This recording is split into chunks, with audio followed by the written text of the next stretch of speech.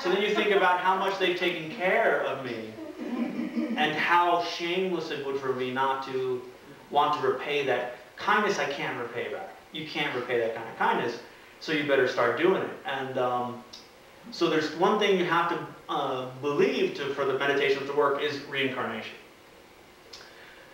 I would have a difficult time proving right now reincarnation, but Master Dharmakirti, which is that's like when everybody asks me about reincarnation, I just go, well, Master Dharmakirti said this back in the Pramana Vartika, which is a text on valid cognition or valid perception, tsama in Tibetan, valid perception.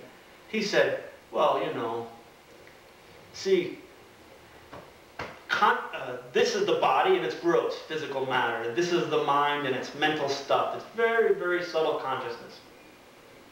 That very subtle consciousness and that very gross physical matter, that gross physical matter is not a suitable physical cause for that consciousness. It's made of different stuff. He says that your mommy and daddy got together and hooked up and they produced you. You know, that the flesh comes from flesh, the flesh, bone, and whatever, and the semen, and I think back then they thought it was blood, but now we know different. That created your body. Mind is a different stuff altogether. The gross physical matter of your mommy and daddy and your stuff and your food and whatever is not suitable direct cause for your mind, your basic consciousness, your ability to be aware and knowing. That consciousness comes from consciousness, a previous moment of consciousness. How do you divide consciousness when it's ineffable, when you can't see it? Then they say, well, your consciousness of now was a product of your consciousness of 30 seconds ago, which was a product of your consciousness of previous. Like, you're aware of your situation now, and you know that you drove in a car to get to the house down at the end of the street, the very rocky and uneven street, and you know, and then that consciousness produced the awareness of Cinnamon Girl, and then that consciousness produced the awareness of, you know, this guy, this crazy guy, and like that. So Master Dharmakirti is like, that's consciousness produces consciousness. And if you accept that basic principle, which I'm not pushing on you, because it sounds like televangelism, then you have incalculable past lives. Then it just goes on. And if you have past lives, then you have future lives. And so you have reincarnation. So if you have infinite past lives, then everybody that you have seen around here has been your mom countless times. And it's time for the big payback. And we don't treat people that way. And we suffer. So there's the 7-step, there's the mother method, and then there's the more subtler method of exchanging self and others, the Daksha Namje. Exchanging self and others isn't, I put myself in your place. No, it's not that. It's just the cause of suffering, that demon of suffering is Dakjejin, which is the self-cherishing mind, which is the mind that cherishes yourself over everybody else.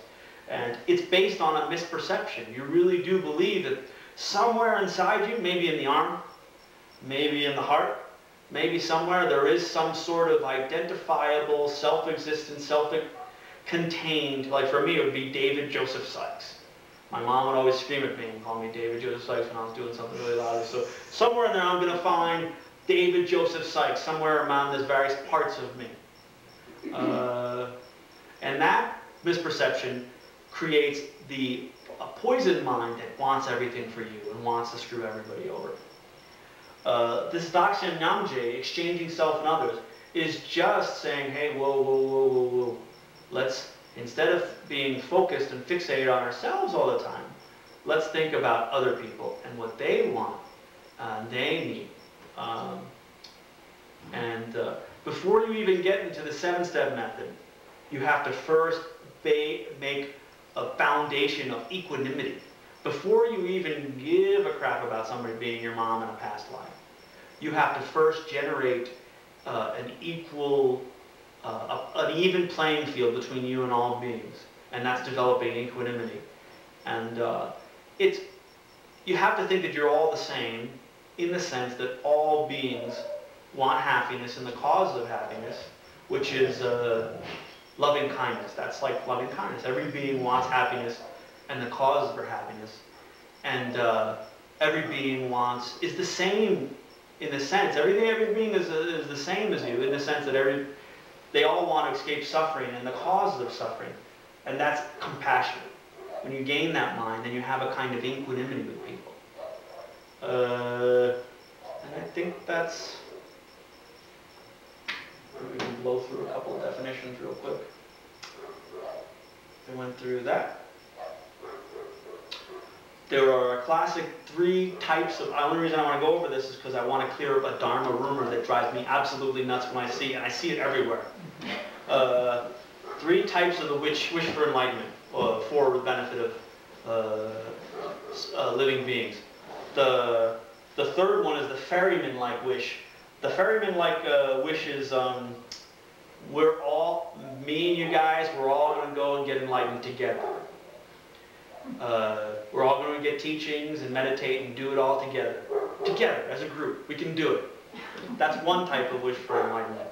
Then the shepherd-like wish for enlightenment, which is a different flavor, which is like, all of you beings, I'm going to get you to enlightenment, and then I'll come. I'm going to get you all to Buddhahood, and then I'll be following up right to you. I will stay in here suffering in samsara until all of you people get enlightened. And this I see everywhere, and it drives me absolutely insane. Because you don't need that way. That way is foolish. You need the king-like wish for enlightenment, or the king-like bodhicitta, which is, I will get to Buddhahood. I will get enlightened, and then I will take everybody with me. Like you hear in description of Avalokiteshvara, you hear in Kuan Yan, or you see they forgo Buddhahood. They forgo becoming a Buddha. They stay in the world and suffer with everybody to put them into Buddhahood. They forgo enlightenment for people. That's not the point. That's a very holy mind to want to say, okay, I will suffer. It's a very idealistic mind. Like, I will suffer and get everybody else there, and then I will go. But that's not actually what they do. That's not what a practical method, because you can't help anybody. It's like, until you go through the 12-step program and have perfected the 12-step program, how would you articulate to another person hanging out in the bar that they need to get off the drink? You can't. You can't be it's like, you can't teach other people. It's like so... And so that's what the Dharma rumor I see everywhere, that there's a bodhisattva that's going to... And I even see some Tibetan teachers that are, no, I'm going to suffer with the living beings. I'm not going to go to enlightenment. I'm not going to be omniscient. I'm not going to be blissful.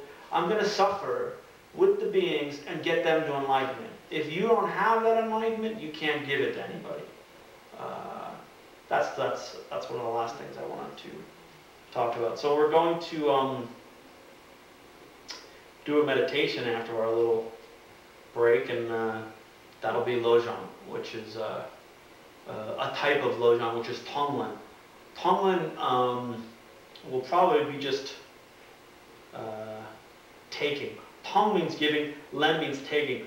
We'll probably just be taking tonight. Taking away our future person's mental afflictions and dissolving them into our self-cherishing mind and our heart. A lot of Tonglen talks, they seem to gloss over the fact that you need to destroy that bad stuff you take from people. This teaching came from